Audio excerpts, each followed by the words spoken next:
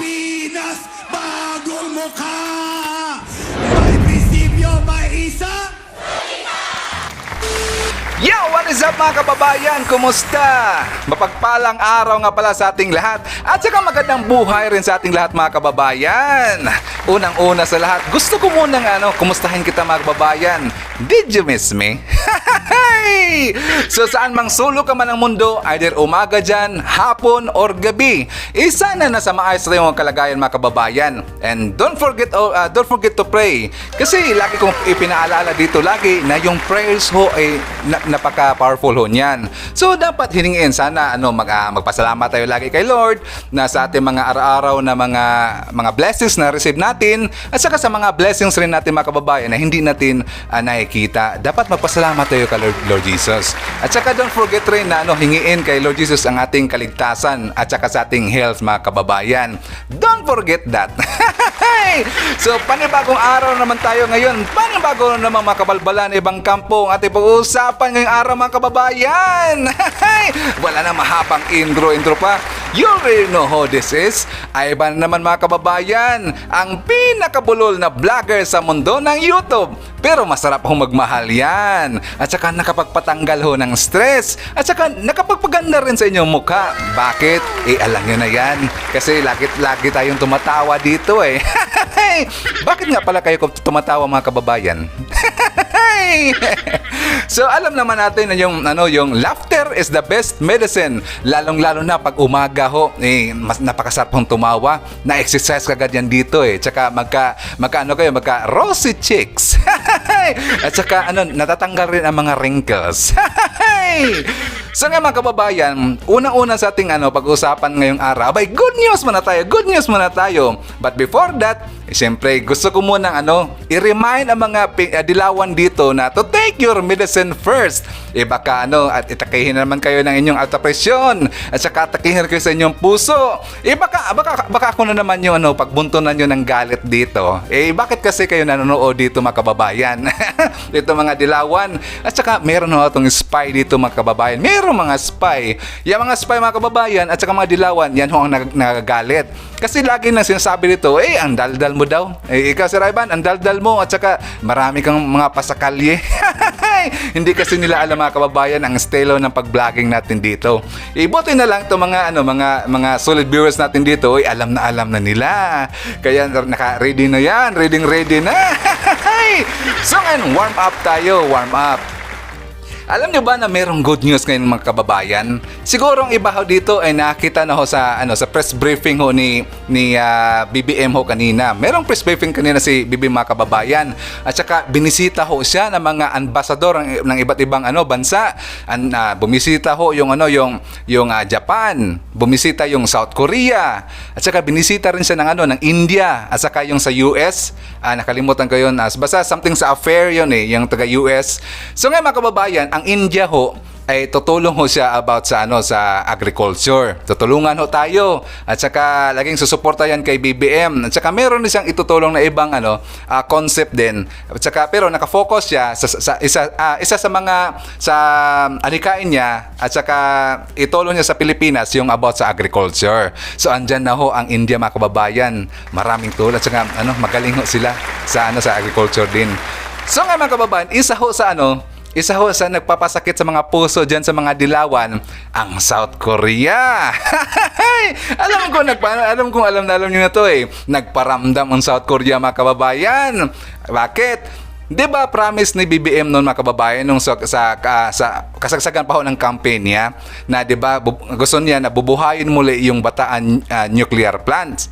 So ngayon mga kababayan, andito na ho yung ambassador at saka titingnan na ho nila yung Bataan nuclear plant.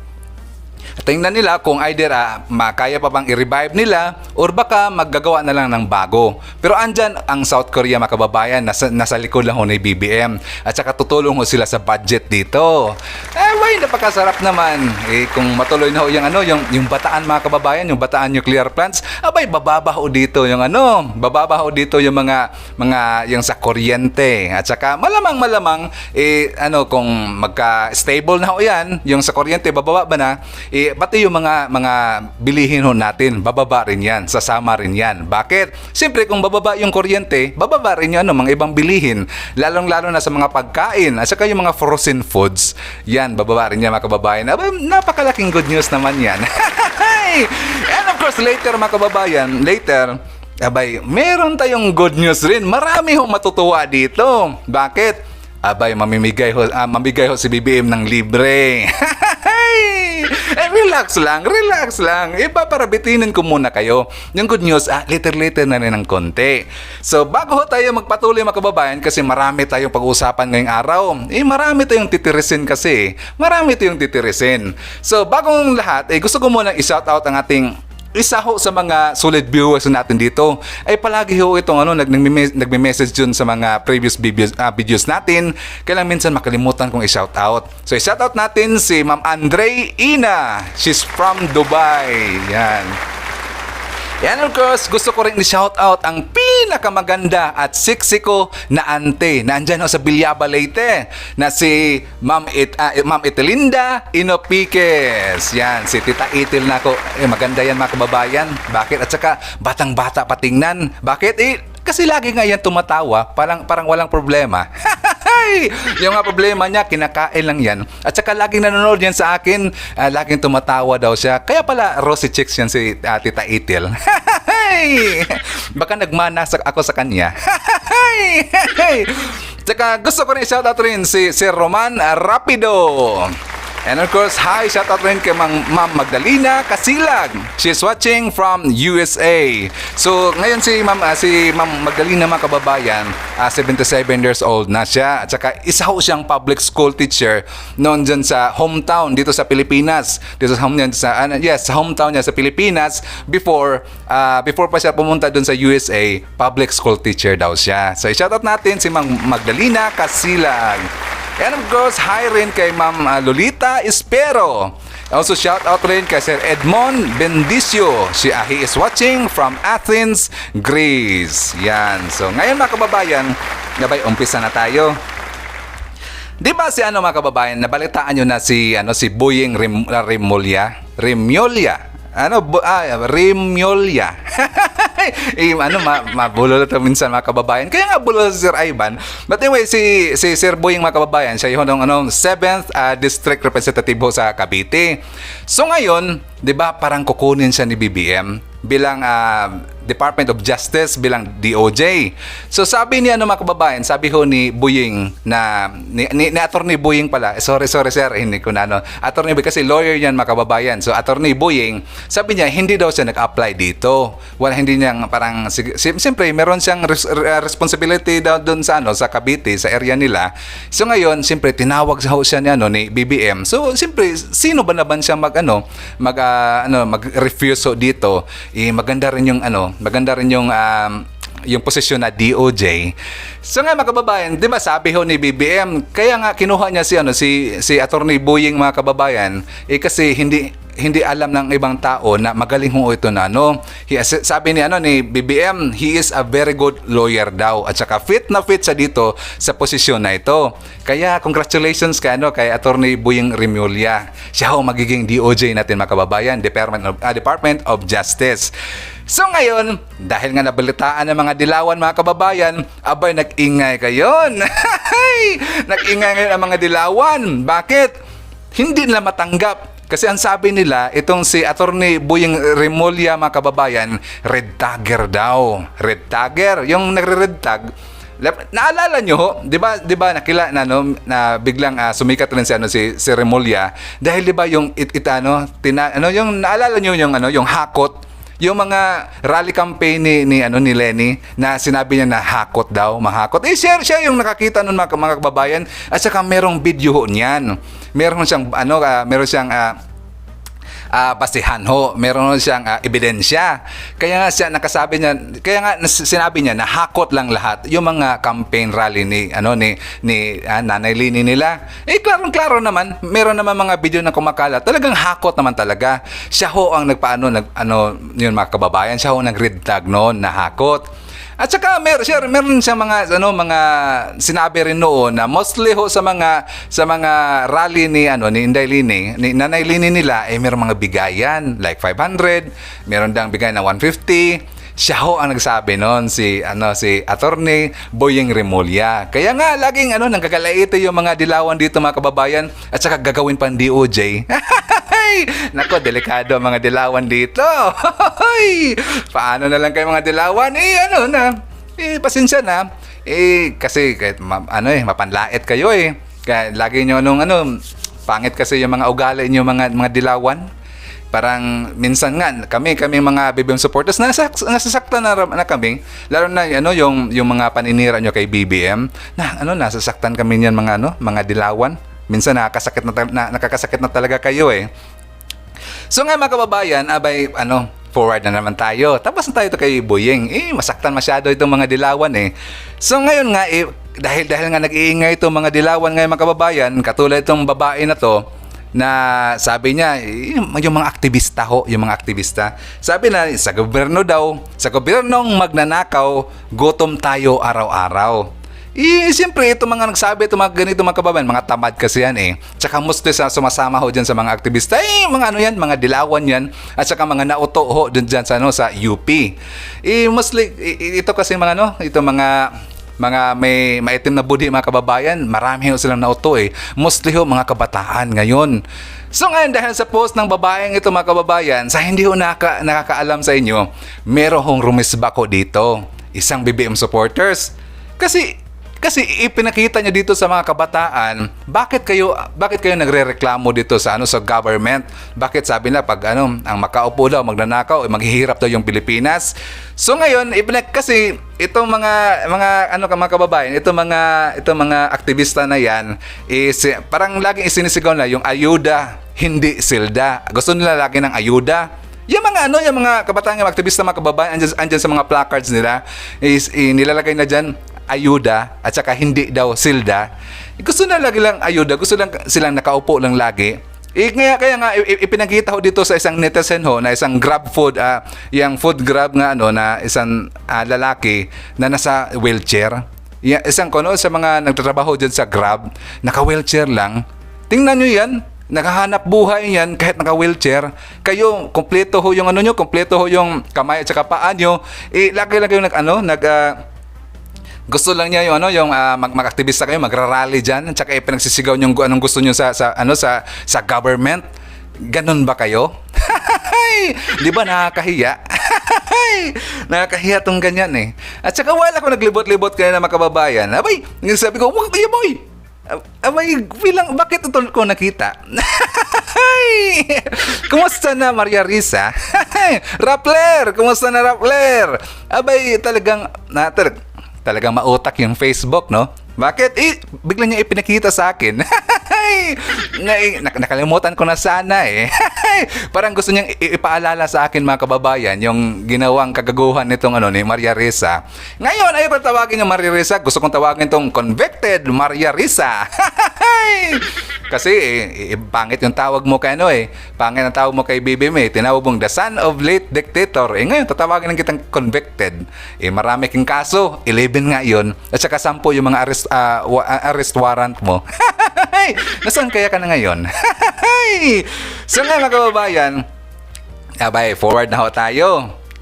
Ngayon, meron nag-forward sa akin dito yung isa sa mga solid viewers natin. Sabi niya, Sir Ivan, meron akong nakitang video ho doon sa ABS-CBN. Abay, dapat na itong kukurutin mo. Sabi niya, Ivan, pasok!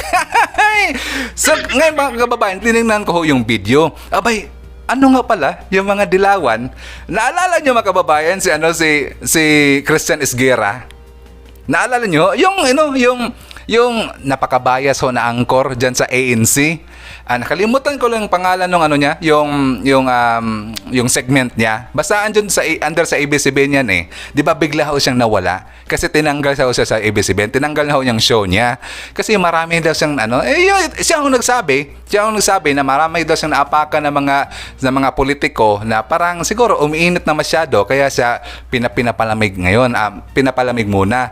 Naalala niyo siya mga babayan, si Christian Esguerra, yung sinupalpal ho ni Attorney Briones, yung kasagsagan pa ho ng unang yung disqualification case ni BBM. At saka si Attorney Gadon. Naalala niyo si Attorney Gadon, sinupalpal ho ito. Ito yung pagbumukhang ito. Naalala niyo yan? So ngayon mga kababayan, bumalik na pala. Bumalik. Under ho sa teleradyo. Under ho sa teleradyo, hindi na sa ANC.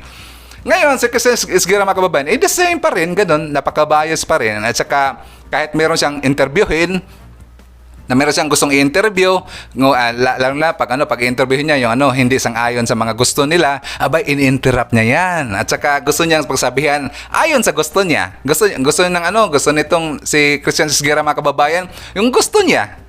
Siyempre, dilawan to eh. Siyempre, expected na natin kung anong sasabihin niya sa reporting niya. So ngayon, doon ho sa kanyang segment, doon sa kanyang show, abay in-interview ho doon yung mga cancer ng lipunan, yung si attorney yun nung nagawang kababayan, si Calleja, yung attorney ho ng isa sa mga nagpetisyon, isa sa mga nag-file ng disqualification case kay BBM. Ito ho si attorney si Howard Calleja. So doon mga kababayan, abay natawa ho ako. Kasi siyempre nag-ambisyon pa rin sila nga na sana dinggin daw rin ng Supreme Court yung hinanaing nila tungkol sa petisyon na sana naman dapat mayroon daw yung legal daw yung paandarin. Hindi daw yung dahil lang sa politics daw, mayroong politics na naka-involve dito, parang hindi daw sila papansinin, parang parang ganunin na lang, ganunin. parang hindi sasang-ayon sa kanila yung Supreme Court dahil daw sa politics. Ganun sabi niya. Pero ngayon mga kababayan, while nanood ako dito, abay parang gumanon yung ears ko, gumanon yung ears ko. Bakit? Abay pinagtatawanan man tayo mga 31 million daw na bumuto kay BBM.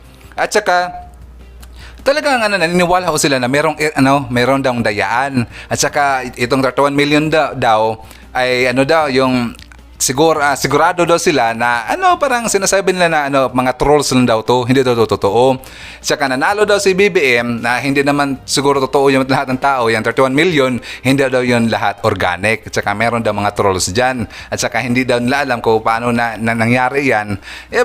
Alam niyo mga kababayan, itong isa sa mga isa sa mga angkor, isa sa mga partner ni Christian Esguerra, yung babae, pinagtatawanan tayo.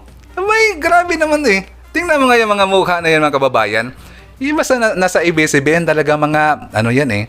Baga mapangkutya yan eh sa mga ayaw nila eh. Yung mga ayaw nila, yung mga baby supporters ayaw nila yan eh. Kaya pinagtatawanan lang tayo. But at saka maraming salamat nga mga sa solid viewers natin dito na nag-forward ho sa link at saka nakita ko yung video. Tsaka nakalimutan ko yung pangalan, i-shoutout ko sana eh. So before tayo mag-forward mga kababayan, meron i-shoutout muna natin itong si Ma'am Jamaica Noblesa. She's watching from Oman. And of course, hi sa YouTube channel na Jomar Onyati PH. Yan, maraming salamat ho sa pag-suporta dito sa ating channel. And of course, hi to Ma'am Julita Alipio. She's watching from Virginia, USA. And hi also to Lydia. She's watching from Malaysia. Shoutout rin kay Nieves Cuartiros. He's watching from San Francisco, California. And of course, huwag natin kalimutan mga kababayan, i-shoutout natin ang lahat ng mga BBM supporters. At saka sa mga DDS. At saka sa mga original ho na mga Marcos loyalist. Yan, palakpakan naman natin. And of course, hi also sa mga members sa INC. And of course, shout out rin sa mga member ho sa Iglesia, sa INC at saka sa El Shaddai. Sa El Shaddai rin. Shout out rin natin yan. And of course, mga kababayan, meron din na request. Saka shout out rin natin ho ang Kingdom of Jesus kay Pastor Kibuloy. Maraming salamat ka pala, Pastor. Maraming salamat sa pagsuporta ho kay BBM. Yan. Pasalamatan naman natin si Pastor Kibuloy, mga kababayan. And of course, huwag nating kalimutan ang mga legends natin dito, yung mga senior citizen. Mamaya, meron ho kayong good news mamaya. Ito yung ibig ko sabihin na meron good news mamaya. And of course, mga kababayan, ang ating mga silent viewers, huwag ho nating kalimutan yan. Kahit hindi ho sila nagme-message dyan sa baba, pero lagi ho sila nanonood. Tinatawag natin sila mga silent viewers. So nga mga kababayan, abay good news tayo. Siyempre, nag-promise ako na merong good news Para sa ating mga senior citizens, ating mga legends, abay mamigay ho ng free health insurance for seniors si BBM mga kababayan. Ayan sa balita Ang nagbalita ho niyan ang Daily Tribune ho.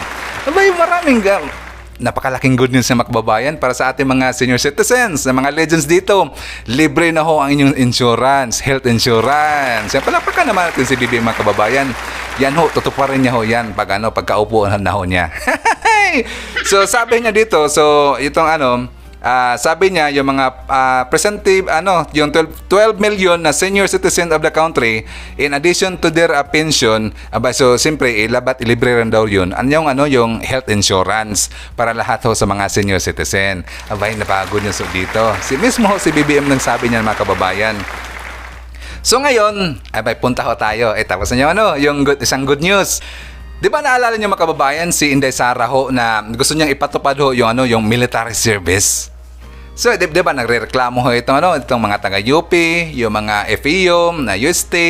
Siyempre, nagrally sila, ayaw nila Ayaw daw nila ng ROTC, ayaw nila yung military service. Abay ngayon mga kababayan, meron hong isang artista. Ipinamukha dyan sa mga dilawan mga kababayan.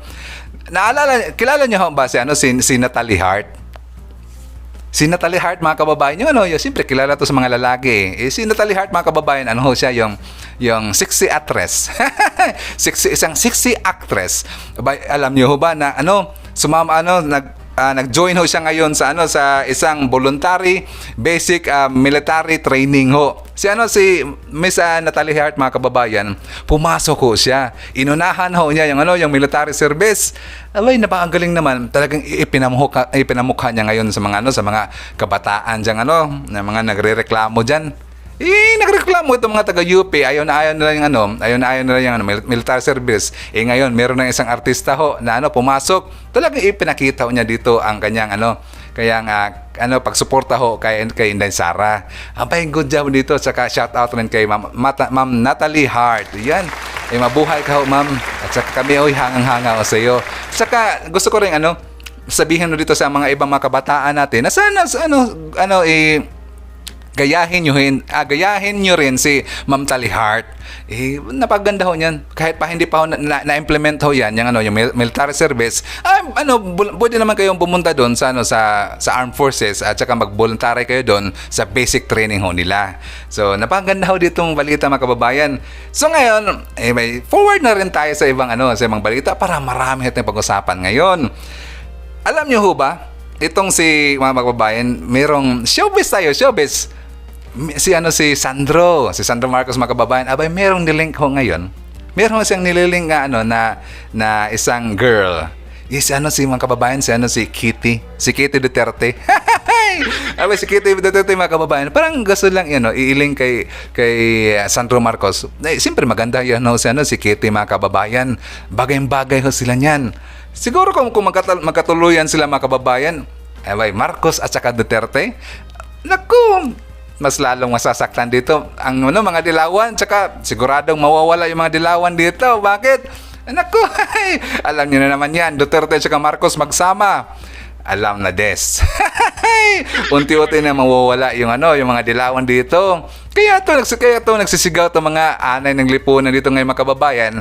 Kasi gusto nila makabalik daw sa government. Hindi na mangyayari yon. Kung babalik kayo sa government, ay kawawa naman kami mga Pilipino, kawawa wala namang nagawa yan sa government yung nanay ninyo. Yung mga dilawan, nako, napaka-corrupt nyo naman. Naku, hindi kayo pwede dyan sa, sa government. Kailangan naman ngayon, sino? Si BBM at saka si Inday Sara. At saka yung Marcos at saka yung Duterte. Sila ho ang magpapaunlad sa bansaon natin. At saka sila ho ang kailangan namin ngayon. Kaya kayo mga dilawan dyan, mag-hibernate lang muna kayo. Matulog lang muna kayo.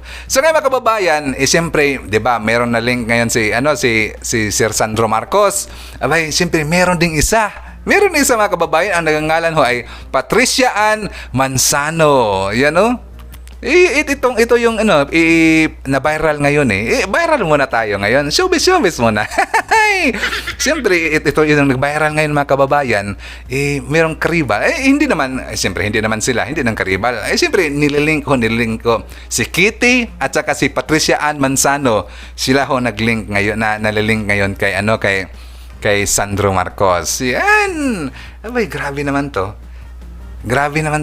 Parang napakasarap, pakinggan ng ganyan eh. Nakakilig rin yan mga kababayan minsan. Siyempre, parang bumata rin ng ating heart. Nakakabata rin yan eh. Dapat kilig-kiligin ka rin minsan. So ngayon mga kababayan, meron lang akong i-request sa mga BBM supporters, lahat ng mga sumuporta kay BBM, na sana wag yung gawin yung ginawa dito. Kasi isa ho sa kasamahan natin mga kababayan, mga BBM supporters, abay nagdasal. Naalala niyo ho yung papunta ho si Nanay Lenny doon sa US. Meron kasi nag-post mga kababayan na nagdasal. Pinagdasal niya si Lenny na sana yung sinakyan daw nila ng eroplano, sana bumagsak daw. Pero ngayon, siyempre, nag-viral yung post na yon, nag-sorry naman. Kaya sana, pangit yung ganyan. Sana panawagan ko sa lahat ng mga BBM supporters dito, sana huwag yung ganyan. Yung, medyo foul na yan eh. Pero dapat, aasarin lang natin sila ng konti-konti, tsaka kukuritin, pero wag lang sa humantong na ganyan, yung ipang-prenyo, sana bumagsak, wag lang ng ganon. Sana nananawagan ho ako, nakikiusap ho ako na wag ng ganon. Si Sir Ivan lang bahala dyan. Si Sir Ivan na bahala sa kanila, kukurit sa kanila, tsaka mang-asal sa kanila. So ngayon, bago tayo mag-forward mga kababayan, siyempre, i-shoutout na natin si Sir Alexander Grag. He's watching from Riyadh, Saudi Arabia. And of course, hi to Celso Boy Aguilios. He's watching from Al Hufuf, Saudi Arabia. Marami tayong mga viewers sa Saudi Arabia mga kababayan. And of course, happy birthday kay Ma'am Elizabeth Vargas. She is already 58 years old na mga kababayan. Si Ma'am Elizabeth Vargas. 58 years old na siya ngayon. Membro na rin sa hindi pa naman siya legend. Bata pa yan, 58 Malakas pa yan. So, siyempre nga mga kababayan shoutout muna natin si Robin Mirana, Robin Mirana TL3. He's watching from Toronto, Canada. And ako shoutout rin kay Ma'am Milba Tadara. She's watching from Kuwait. So ngayon mga kababayan, merong lumabas ho ngayon na balita. Meron kasi isang reporter ho sa ABS-CBN, nagngangalan ho na si Ina Reformina. Alam kong kilala niyo yan, si Ina Reformina mga kababayan. 'Di ba kasi tunog na tunog ngayon kasi na parang kukunin daw siya as a PCOO, or pwede siyang para siyang kukunin siya sa PTB. Alam niyo bakit mga kababayan? 'Di ba siya? ABS-CBN siya na reporter. Nung kasagsagan kasi ng mga kababayan, ng pangangampanya ni BBM, lahat ng mga report niya kasi mga kababayan, hindi ho mga paninira kay BBM. Parang fair ho siya magbalita. Sa lahat ng mga reporter diyan sa ABS-CBN, siya ho ang fair na magbalita. At saka talagang if-feature niya ho si BBM diyan sa ABS-CBN. So parang alam niyo na, ABS Pero nga parang kukunin ho siya ng PTB ngayon. Ngayon mga ABS-CBN, parang yung mga pinklawan ngayon mga kababayan, parang parang pinaparinggan, parang binabaso siya ngayon. Binabaso itong si Ma'am Ina Reformina. Siyempre, ABS-CBN, parang kumampi ho sa mga Marcos. Alam niyo na yan. Siyempre, parang para maganda tingnan. Pero dapat bantay tayo dito. Siyempre, ABS-CBN to Tsaka papasok ko sa Marcos admin Para papasok siyempre sa PTB, baka alam niyo naman, dapat bantay tayo ngayon, bantay sarado. But anyways, wala namang problema yan kung nag-trust sa kanya si BBM at saka nag-trust sa kanya yung PTB. Abay, no problem yan. Susuportahan namin si BBM. Pero dapat kami mga BBM vloggers at saka mga BBM supporters, bantay sarado tayo. Normal lang naman yan. Dapat magbantayan tayo. Kasi ang bansa ang naka-stake ko dito, baka hindi ko naman opinion ko naman to, baka kasi siya diyan magiging ganun ba, magiging mall. Siyempre as long as mga magpakabayat lang siya dyan sa PTB at saka hindi siya magiging bias, okay lang yan, no problem. Basta yung ibinabalita niya yung mga katotohanan lang. Baka kasi ibahin niya pagbalita Lalong-lalo na, andyan na sa PTB, is a government yan. So nga mga kababayan, forward tayo. Meron tayo mga magandang pag-usapan dito ngayon. Kasi itong taga-UP mga kababayan, di ba, nagpaparinig ko sila na kasi pag-uupo na si BBM, ibo-boycott nila. At saka sila, hindi na sila papasok. Ayun lang papasok ko dun sa mga kababayan, ayun lang papasok daw sa school na yan. So ngayon, parang pinaringgan sila ng chairman ng National Youth Commission na si Ronald Cardema. Sinabihan lang naman sila mga kababayan, kung ayaw nyo nang pumasok, walang problema yan. Kasi sabi niya, kung ayaw nyo na palang pumasok at saka mag-boycott pala kayo ng classes nyo, kindly vacate, alis kayo sa UP, at saka we will allow the other Filipinos to utilize the government scholarship. Kasi maraming scholar dyan sa mga taga-UP mga kababayan nga funded sa mga funded by the Filipino people. Sayang nga lang tayo ng mga bayad natin dito mga kababayan. Sayang nga lang yung mga taga-UP. Marami namang marami namang mabait na mga tao dyan sa UP mga kababayan. Kaya hindi natin lalahatin yan. Ito lang mga utak nagiging utak aktivista na, at saka nabilog ang utak na sa mga CCP-NPA. Parang gusto sila mag-strike at saka ayaw na nilang pumasok. Okay lang, ibigay natin yung mga scholarship doon sa mga may gusto. Tsaka marami nag-ambisyon dyan mga kababayan na mga Pilipino natin. Marami kayong nag-ambisyon dyan na gusto makapasok sa UP. Maganda naman siyempre ang school ng UP mga kababayan. Diyan nga si Professor Clarita Carlos. Diyan nga, professor nga siya dyan. Siyempre magaling rin ang UP. Kaya lang, ito mga utak na mga aktivista dito, marami rin taga-UP. Kaya pwede naman kayo umalis dyan. No problem. Alis kayo dyan sa UP, kayo mga otak NPA. Hindi nyo ba alam na lalagyan na niya ng intelligence, mga security intelligence dyan sa UP? Bantay kayo. Sinabi na niya ni Inday Sara. Kasi siyempre para mag-monitor na sa mga ninyo, sa mga ginagawa dyan mga aktivista tungkol sa mga terrorist style, meron kayong mga ginagawa mga kakabulastugan dyan, malalaman kagad yan sa government. So bantay na bantay kayo dyan. So dahil nga dyan sa statement dyan mga kababayan, siyempre meron ding sinabi si Professor Clarita Carlos mga kababayan. Sabi niya, paano ngayon kung si Sara Duterte na yung susunod na vice presidente, at saka 12 years mong i-postpone ang iyong pag-aaral. Kasi simple papasok na si Inday Sara Duterte mga kababayan.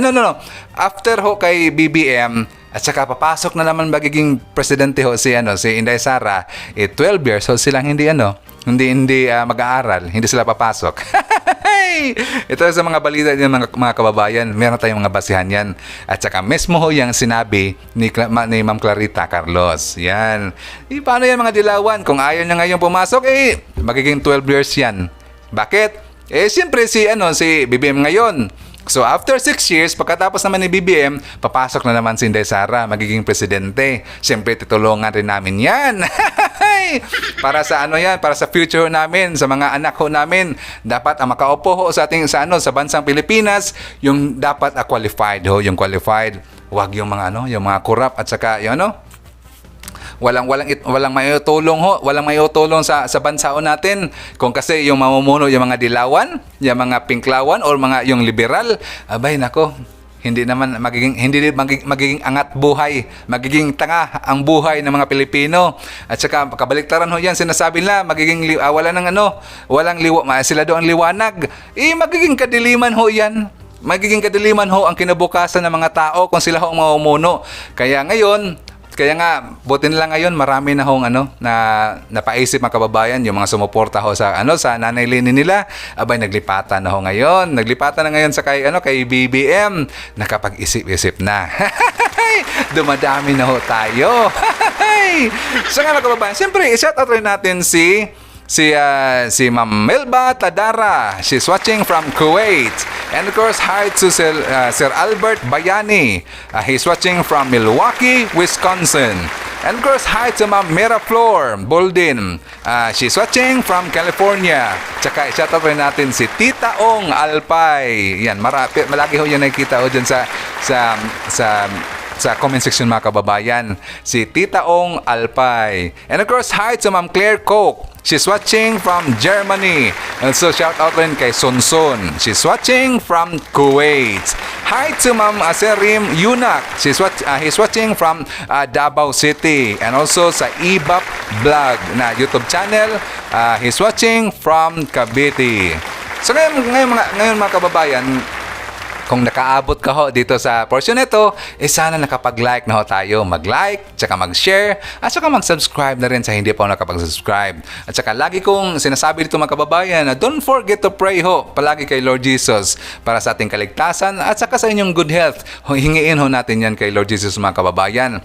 Dahil si Lord Jesus mga kababayan, napaka-miraculous ho yan. At tsaka yung prayers ay napaka-powerful din. Kung anong hingin nyo kay Lord Jesus mga kababayan, ibibigay niya ho yan. Saka wag ka lang kalimutan magpasalamat ho sa mga blessings na ating na-receive araw-araw at saka sa mga blessings na hindi natin nakikita. So maraming salamat mga kababayan and see you on my next video! BBM Sara, BBM Sara, pagkakaisa patungo sa ginhawa. BBM Sara, BBM Sara, para sa kinabukasan naming mga bata. BBM Sara, BBM Sara, walang imposible na kapag nagsama-sama.